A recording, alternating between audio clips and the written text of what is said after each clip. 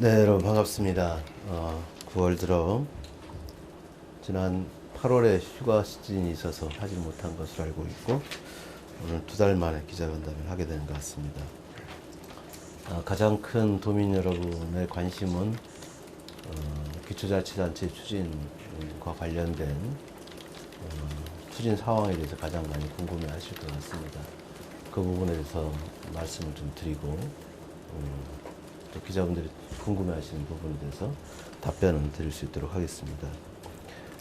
저는 최근 이제 국정과제위원회에서, 국정기획위원회에서 제주형 기초자치단체 도입이 5국 3특과제 명시적으로 제시가 된 것은 매우 큰 의미가 있다고 생각합니다. 2006년에 저희 특별자치도가 출범한 이후 세 차례의 행정체제 개편위원회의 구성과 운영을 통해서 다양한 방식으로 제도의 개선을 요구해 왔지만 번번이 이제 중앙부처의 불소용이라는 문턱을 넘지 못해 왔습니다.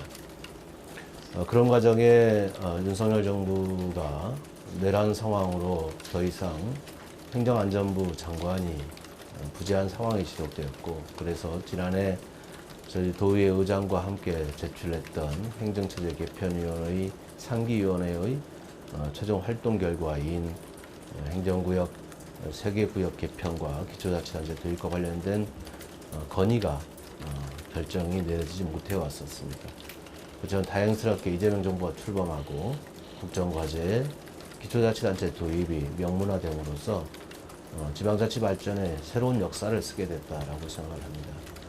이것은 지금 저희 특별자치도가 출범이 되고 강원특별자치도, 세종특별시, 그리고 전라북도 특별자치도가 설치되면서 제주의 선도적인 분권 이양의 모델, 지방 분권의 모델이 다른 시도에도 확산되어 왔었습니다.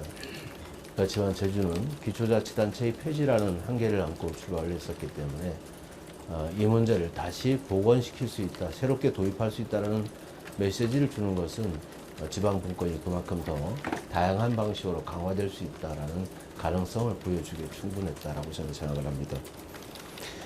그리고 지역의 의제가 국가의 의제로 저는 격상된 측면이 있다라고 생각합니다. 저희들만의 과제가 아니라 이러한 선례는 다른 시도에도 영향을 미칠 수 있다는 것을 의미하고 보다 더 다양한 방식의 자치분권이 이루어질 가능성이 있을 것이다라고 생각합니다. 특히 지방정부 구성의 다양화라든가 이미 헌법에 지방자치법에 제시가 되어 있지만 실행하고 있지 못하는 정책들도 더불어 시행할 수 있는 그런 여건이 형성되지 않겠냐 하는 전망을 해보게 됩니다.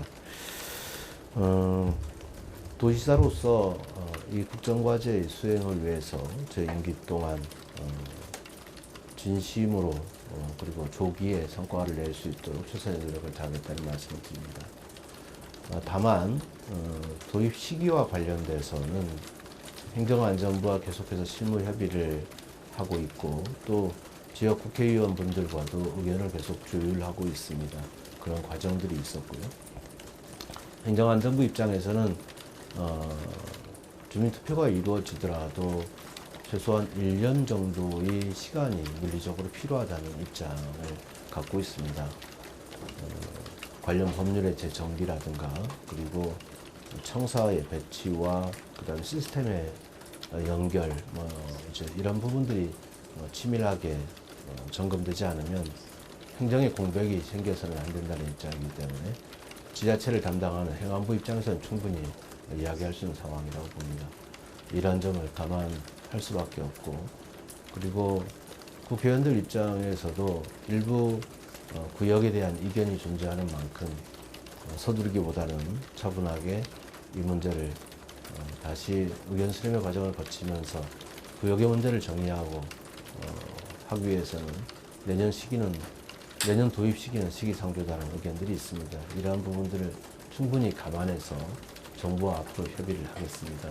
그래서 지금 현재 시점에서는 내년 2026년 기초자치단체 도입은 어렵다는 점을 도민 여러분께 말씀드리고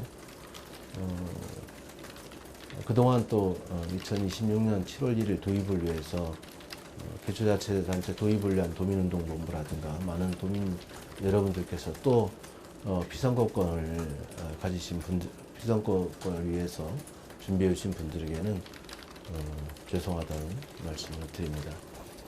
그렇지만 최대한 빠른 시일 내에 국정과제가 기초자치단체 도입이라는 국정과제가 실현될 수 있도록 제가 가진 권한과 역할을 계속해서 충실히 수행해 나갈 것이라는 점을 말씀을 드립니다. 그런 과정에서 2027년 7월 1일 또는 2028년 7월 1일 저도 시행이 될 수 있는 여건이 갖춰질 수 있다고 저는 판단하고 있습니다. 물론 도입 시기와 관련돼서도 더 많은 의견 수렴의 과정과 또 관련 절차를 이행하는 것이 중요하다고 생각합니다. 그런 부분들 차질 없이 수행하겠다는 말씀을 드립니다. 행정체제의 개편, 기초자치단체의 도입은 단순히 행정공무원들을 위한 것이 아니라 저는 시민을 위한 것이고 도민을 위한 것이라고 생각합니다. 풀뿌리 민주주의가 확장이 되어지고 주민참여가 충분히 보장되는 가운데 자치행정의 역량이 더욱더 그만큼 수준 높게 이루어져야 한다고 생각합니다.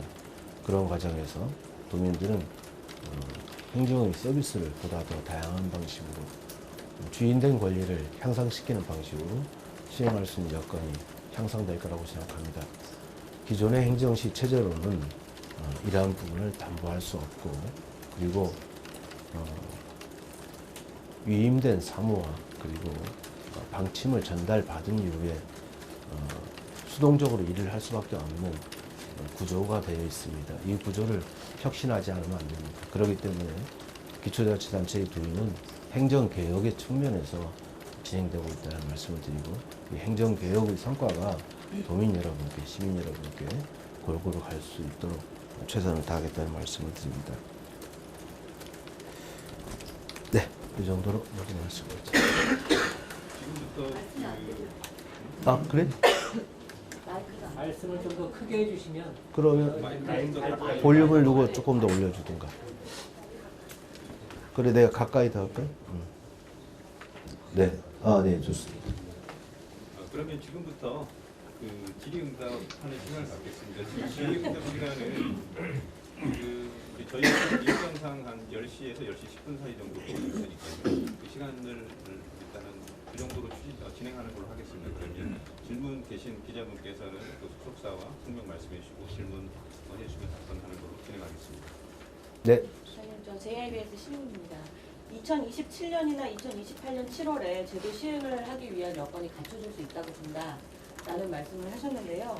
그러면 주민투표는 연내에 추진하는 걸 목표로 하시는 건지, 그리고 27년이나 28년에 시행을 한다는 것을 전제로 한다고 하면 그 다음 뭐 이제 도의원이라든지 이런 임기 조정이나 이런 것들도 필요해서 사실은 지금보다 더 많은 논란이 있을 수 있지 않겠냐라는 얘기도 나오는데 어떻게 보시는지 궁금합니다. 일단 뭐 행안부 실무 협의 과정에서는 그렇게 얘기를 하고 있습니다. 2027년 도입하게 되면 임기가 3년인 기초자치단체장과 기초위원을 선출하게 되는 것이고요. 2028년을 하게 되면 임기가 2년인 단체장과 기초위원을 선출하게 되는 과정이 있습니다. 그렇게 되면 그 시간 동안은 중복될 수 있는 중첩될 수 있는 측면이 있습니다. 예를 들면 현재 선거구 획정위원회가 구성돼서 운영 중인데 현재로서는 현행 법률에 따라서 선거구 획정위원회를 운영하고 있기 때문에 내년 선거는 당연히 선거구 획정위원회가 결정하는 선거구에 의해서 투표가 이루어진다는 것이고 그렇게 되면 4년 임기가 보장된다는 것을 의미합니다. 이미 우리가 지방자치가 부활될 때도 아마 임기 3년의 단체장 운영 경험이 있었던 것으로 알고 있습니다. 원래 안에 투표는 무조건 시행하실 계획이세요?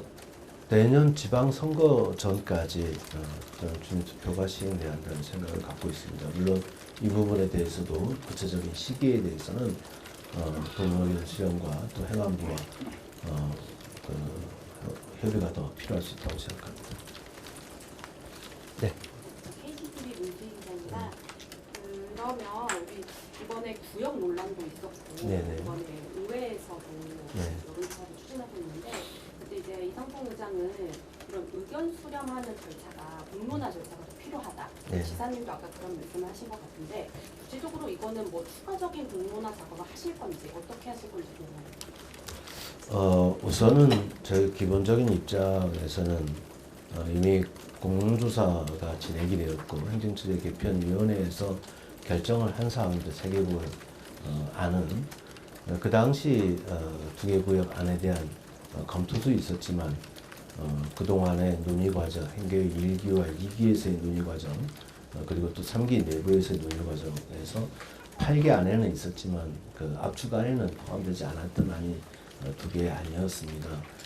그런 부분들이 충분히 논의된 끝에 결론이 난 상황이었는데 이게 지금 다시 쟁점이 되고 있는 부분이어서 저 입장으로서도 상당히 곤혹스러운 입장이긴 합니다만 현재 갈등이 존재하고 있고 행정안전부가 의견이 있는 안을 조정해 줄 수 있도록 요청하고 있는 상황이기 때문에 이런 부분들이 또 국회의원분들께서도 의견 조정이 있어야 한다는 입장, 또 도의회 의장께서 의견 조정이 있어야 한다는 입장들이 있기 때문에 빠른 시일 내로 행안부와 그리고 지역 국회의원, 도의회 의견을 조율해서 추가적인 공론의 조사의 방법이 필요하다면 그걸 또 어떤 방법으로 할지에 대해서 생각해 오고 있다고 말씀드리겠습니다.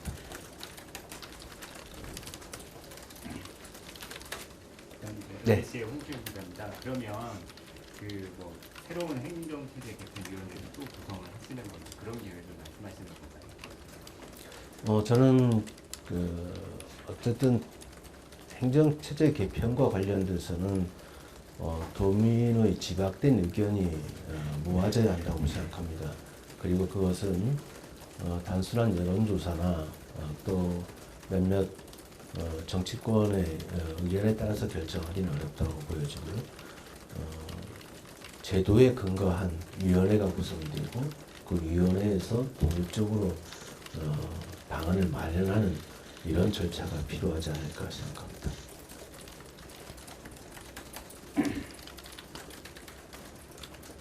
저기 네. 한중진 기자입니다. 네. 지금 이 2026년을 목표로 하기 위해서 네. 행정 내부적으로 동서로 나누는 시스템에 대해서 많은 노력을 내부적으로 해오신 것으로 알고 있습니다. 그런 노력을 감안했을 때 이런 결정이 조금 더 일찍 나오지 않았는 게 일찍 나오는 편이 어땠을까를 생각하고 있는데 그런 면은 어떻게 생각하시는지요?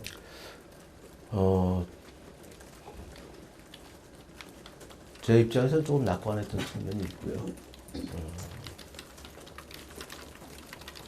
그동안에 이견이 존재함을 확인했고 그것을 극복하는 과정이 있었다고 생각합니다. 그렇지만 그 극복하는 과정이 순조롭게 되지 않았던 측면이 있다고 보여지고요. 또 한편으로는 저희 도정이 세계의 안에 대해서 도민들에게 충분히 공감할 수 있을 정도의 정보 공개라든가 그 준비된 상황에 대한 공유를 해주는 정도 이런 부분들이 좀 부족했다라고 생각합니다. 예를 들면 예산 조정 제도를 통해서 세계 시의 세입의 차이를 최소화하겠다는 말씀을 드렸고 그렇지만 아직 9월 5일 날 용역이 진행이 됩니다. 착수보고가 예정이 되어 있는데 이런 부분들을 우리가 좀 더 빨리 해서 어떤 방식으로 예산이 조정되어지고 그리고 서귀포시나 또 저희시 동부 지역이나 큰 피해가 가지 않는다는 점을 명확히 설명할 수 있어야 되는데 그런 설명이 부족했다 그렇게 생각합니다. 그 점에 대해서 저희 잘못이 있다면 잘못이 있는 겁니다. 충분히 비판받을 수 있는 소지가 있다고 생각되어지고요. 앞으로 그런 부분을 보완하는데 더 구체적인 데이터와 구체적인 시뮬레이션의 결과를 도민들에게 알려나갈 과정이 필요하다고 생각합니다. 뉴스엔데드 김진수 네. 기자입니다. 그 지사님이 고민이 그동안 컸을 건데 그렇다면 앞으로 그 2개신지 3개신지는 전적으로 도민들에게 물어서 결정할 겁니다. 네, 그렇죠. 그러니까 아까 조례에 근거한 위원회가 저는 필요하다고 보는 것이고요. 그것은 행정체제 개편위원회에 준하는 위원회가 돼야 한다고 생각합니다. 법률에 의거해서 조례에 의거해서 공평하게 위원회가 구성되고 그 위원회에서 충분한 토론과 논의를 거쳐서 도민의 의견이 집약될 수 있도록 해야 한다고 생각합니다.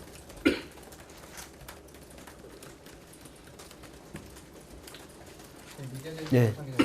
뭐 아까도 잠깐 말씀해 주신 것 같긴 한데 지금 뭐 새롭게 뭐 위원회에 준하는 그런 걸 이제 구성하게 되면 거기에 따른 뭐 예산이나 그런 것도 좀 상당히 만만치 않게 들어갈 것 같긴 한데 이미 예산이 좀 많이 투입된 부분들이 있잖아요. 그래서 여기 또 추가로 계속 예산이 좀 이제 어쨌든 이제 기간이 길어지다 보면 예산이 추가로 또 많이 들어갈 수밖에 없을 것 같긴 한데 이런 부분에 대해서 좀 곱지 않은 시선들이 좀 있을 수밖에 없을 것 같다는 생각이 드는데 좀 어떻게 생각하시는지요?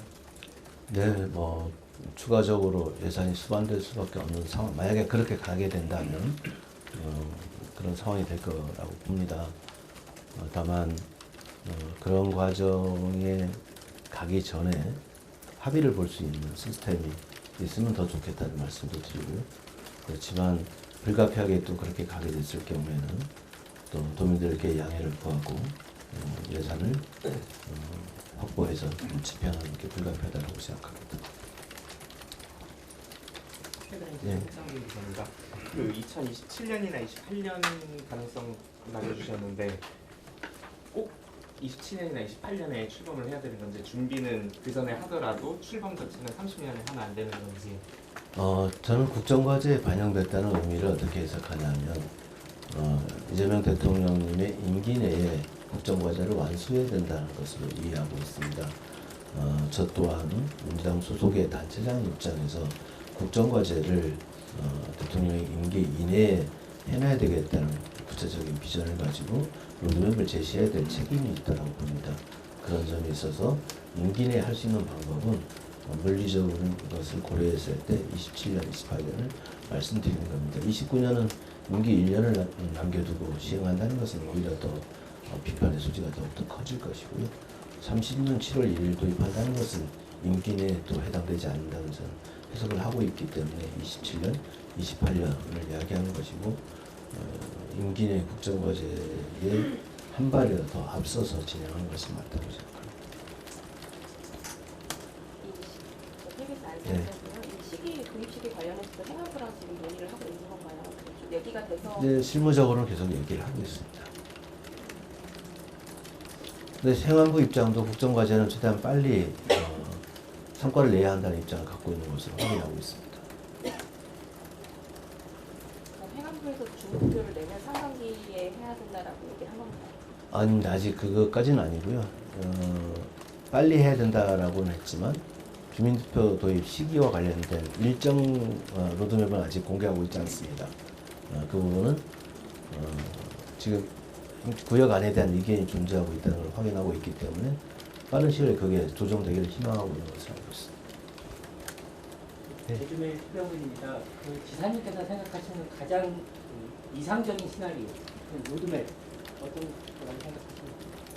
아까 러프하게 다 말씀을 드린 거고요. 더 자세하게 또 말씀을 드리는 건 앞으로 의견 조율의 과정이나 의견 반영의 과정들이 있는데 저희 입장을 또 정해놓고 가는 것으로 오도될 가능성이 있기 때문에 저희 생각을 더 구체적으로 말씀드리는 건 적절치 않다고 생각합니다. CBS 이임 기자인데 네. 그러니까 2027년이나 2028년 출범하면 원래는 줄어들어야 할 제주도의원 정수가 줄어들지 않고 그대로 2년, 3년이 계속 유지가 되는 상황이지 않습니까? 그렇게 되면 그러니까 의원 정수가 중복이 돼서 예산 낭비라는 거 이런 것에 대한 도민들의 어떤 도민사회에서 문제제기도 있을 것 같은데 이런 거 어떻게 설득해 나가실 건가요? 저는 뭐 불가피한 측면이 있다라고 보여지고요.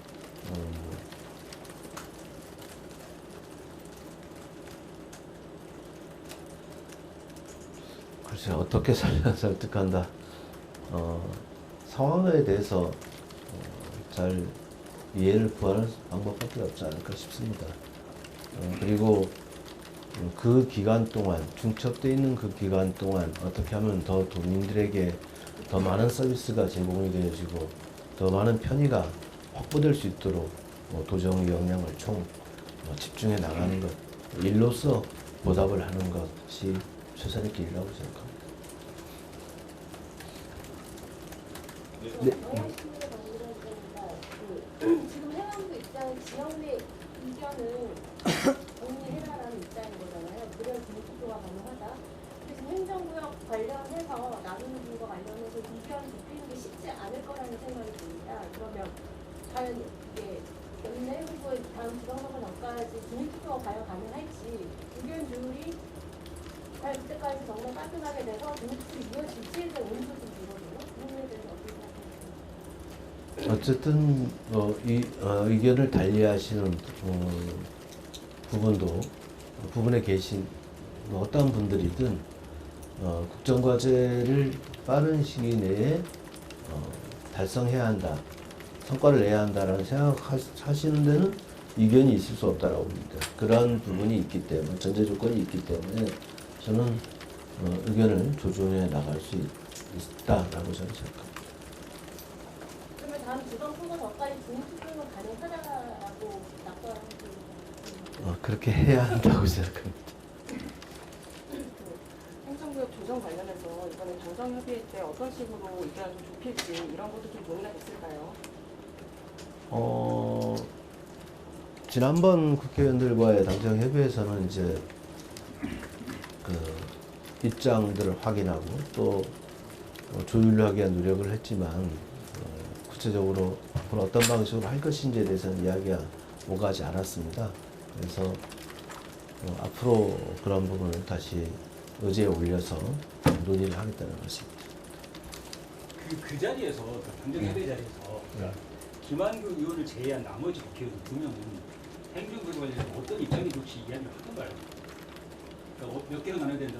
이성곤 의원은 3개 가능한데 문대림 의원 같은 경우는 어떻게 해야 된다는 그 입장을 이야기하지 않던가요? 개별 의원님들의 입장을 제가 또 전달하는 것은 적절치 않은데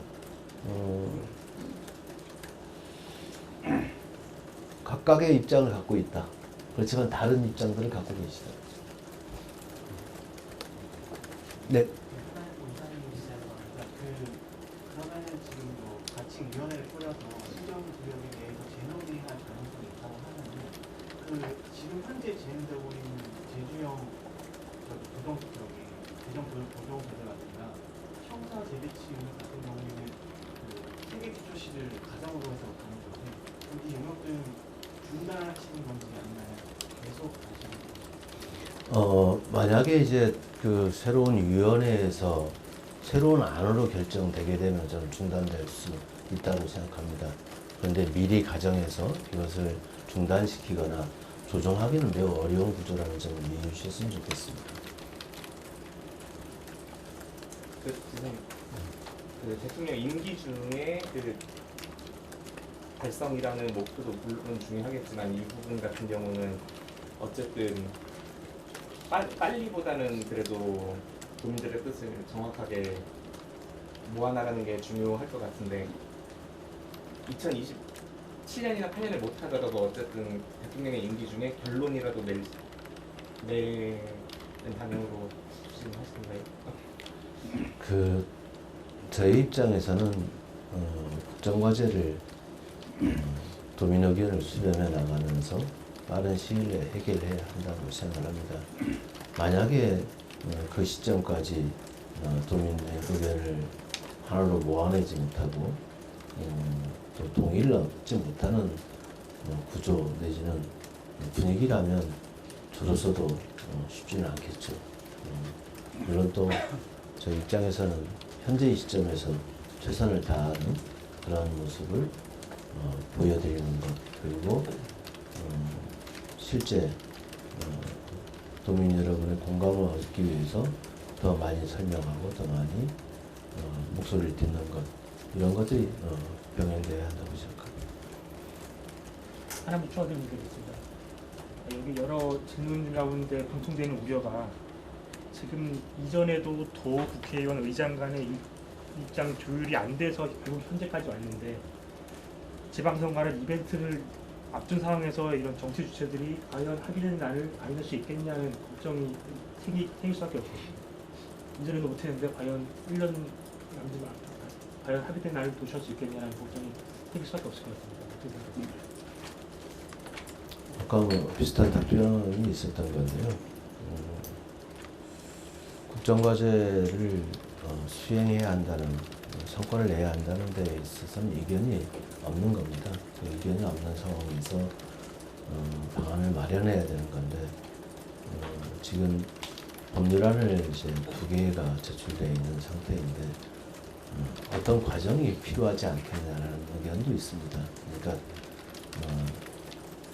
일정의 정치적으로 입법 활동이 이제 진행이 된 건데, 그러면 새로운 과정이 있다면 재고해 볼 수도 있지 않겠냐라는 의견도 있을 수 있는 겁니다. 그런 의견까지 지금 전부 체크하고 있다는 점 말씀드립니다.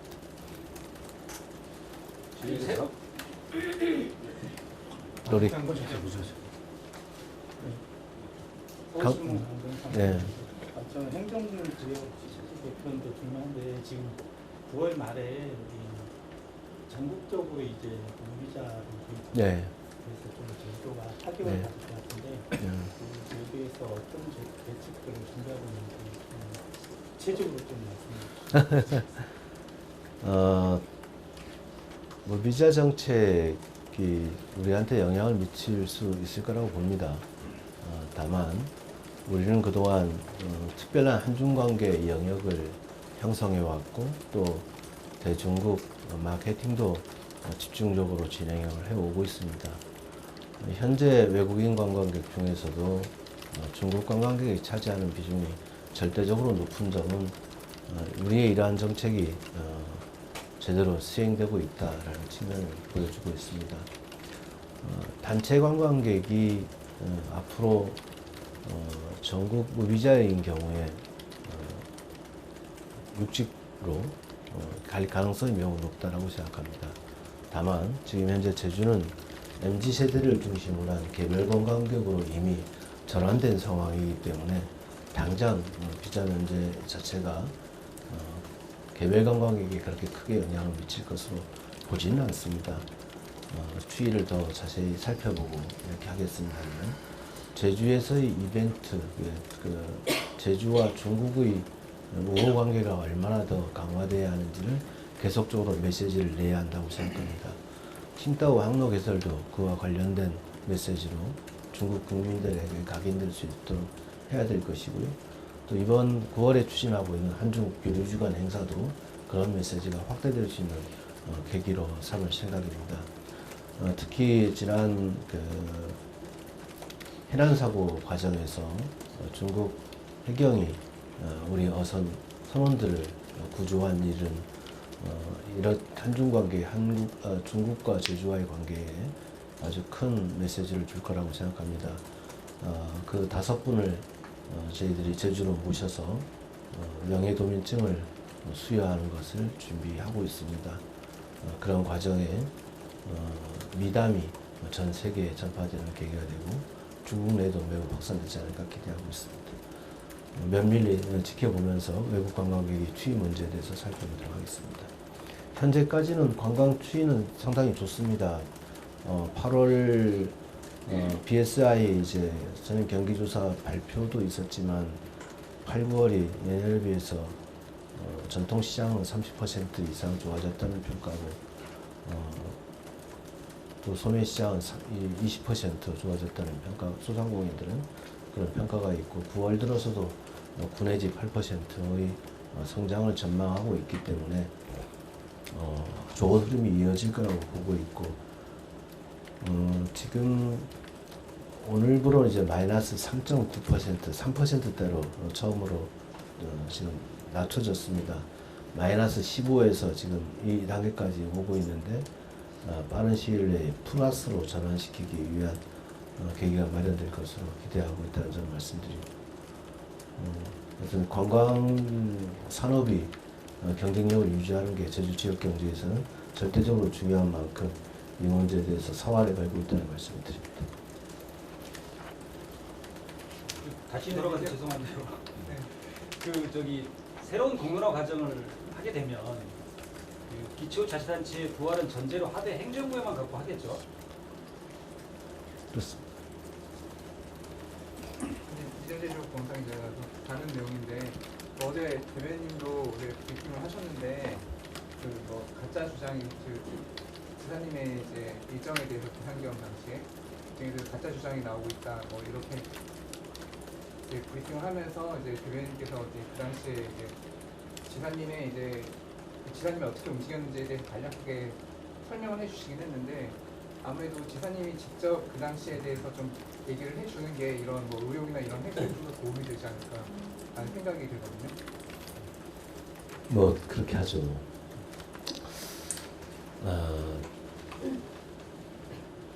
좀 안타깝다고 좀 생각이 드는데 어떤 문제 제기를 할 때 팩트에 의거해서 진행을 해야 되고 또 공직자 전체에 영향을 미치는 사안에 대해서는 좀 더 조심스럽게 접근해야 한다고 저는 생각을 합니다.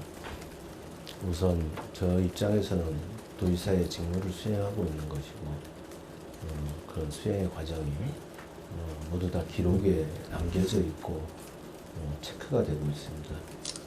예를 들어서 그날 주로 지금까지 저도 이제 그 여러 가지 이야기를 들었는데 처음 이 소문이 진오는 그거였습니다. 12월 4일 날 저녁에 우영우는 어디에서 술을 먹고 있었을 것이다 라는 게 소문이었습니다. 시작이 출발이었다고 말해주셨습니다. 근데 그날 저는 제주에 있지 않았습니다. 서울에 있는 AI, 바로 AI라는 스타트업 기업을 방문했고 그 스타트업 기업의 제주 유치를 위해서 한창 뛰고 있을 당시입니다. 그래서 아마 경기도 오산의 소재인가요? 그 소재 장소는 뭐 나중에 확인을 해주십시오만 바로 AI 관계자들 그 다음에 초대 그 벤처기업협회 회장 그 다음 우리 경제자문 고문 그 다음에 우리 특보단 그 다음 아마 혁신산업국장 이렇게 해서 방문을 하고 서울에서 오산에서 식사를 했습니다. 제가 정보를 확인해 보니까 그날 먹은 액수가 28만 원이더군요. 28만 원을 식사를 하고 제주로 도착을 했습니다. 그게 9시 비행기가 왔으니까 이제 10시가 넘어서 도착을 하고 집에 갔고 집에서 뭐 이제 집에 오니까 다 기사들은 다 보낸 상태였고 집에서 뉴스를 봤고 그래서 거기서 조치를 취하고 비서실장과 여차원 소특보 등과 수시로 통화하면서 조치를 취하고 그리고 다시 나가 있는 비서를 집으로 오도록 해서 함덕에 지금 살고 있는데 그 친구가 다시 와서 다시 사무실까지 가는 동선입니다. 이 중에서 가장 중요한 것은 그 1시 반에 있었던 회의입니다. 회의를 다 소집을 해서 비상계엄이 국회에서 부결된 상황에서 대부분 구여단 그리고 경찰이 이제 일종의 무장이 가능한 곳이기 때문에 상부에서 지시가 있더라도 그렇게 행동해서는 안 된다는 메시지를 전달하고 또 그렇게 하겠다는 답변을 받아낸 겁니다. 그게 전체 간부 공직자들이 있는 상황에서 이렇게 우리가 철저히 대비하고 도민의 생명과 안전을 구하기 위한, 확보하기 위한 역할들을 다했다. 저는 그렇게 생각합니다. 그런 과정에 문제가 있었던 것은 저는 없다고 보여지고요.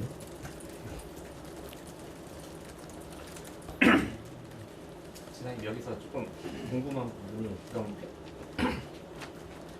집에는 10시 반 10시 조금 넘어서 도착을 하셨을 거고 근데 도청에 오는 게 도청에 도착하신 게 1시 이후 조금 넘어서로 알고 있는데 그 사이에는 그럼 왜 도청으로 오지 않으신 건지 글쎄 당장 내가 도청에 와야 한다는 어떤 규정이 있거나 그런 상황은 저는 아니었다고 보입니다. 저도 평소에도 어떤 일이 있을 때 주로 집에서 보고를 받고 근무 시간이 아닌 경우에 집에서 보고를 받고 집에서 지시를 다 내립니다. 그게 일상적인 업무의 형태이고 그게 불법 계엄인 상태에서 만약에 그게 계엄이 법적으로 효력 있는 계엄이었다면 나가야죠, 당장. 저는 그렇지 않다라고 생각합니다. 그리고 그 당시에 가장 핵심은 국회로 시민들이 모여달라는 것이지 국회에 갈 수 없는 상황에서 도청으로 가는 게 그렇게 시급했던 일인가? 저는 그렇게 생각하지는 않습니다. 그러면 도청 폐쇄는 안 한 게 그 폐쇄를 하라고 지시는 지사님께서 하신 건가요? 아니면 행안부에서 제가 지시한 적 없습니다. 행안부에서 도청을 폐쇄하라고 이제 요구가 왔는데 폐쇄는 왜 했을까요? 폐쇄를 하지 않았고요. 폐쇄했다고 대답한 것으로 알고 있습니다.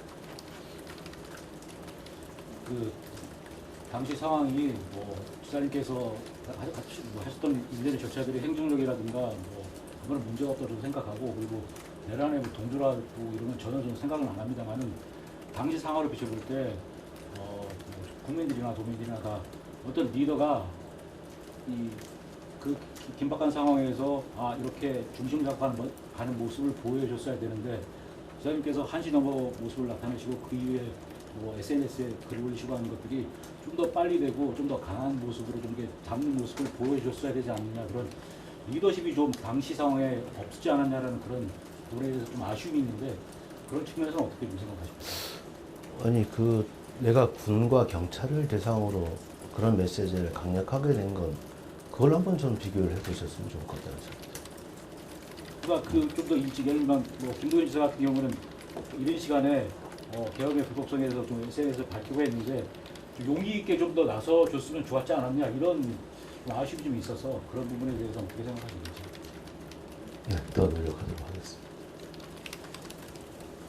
지금 예정된 시간이 지금 거의 다 됐습니다. 그래가지고 아주 뭐 필요한 질문이 없으면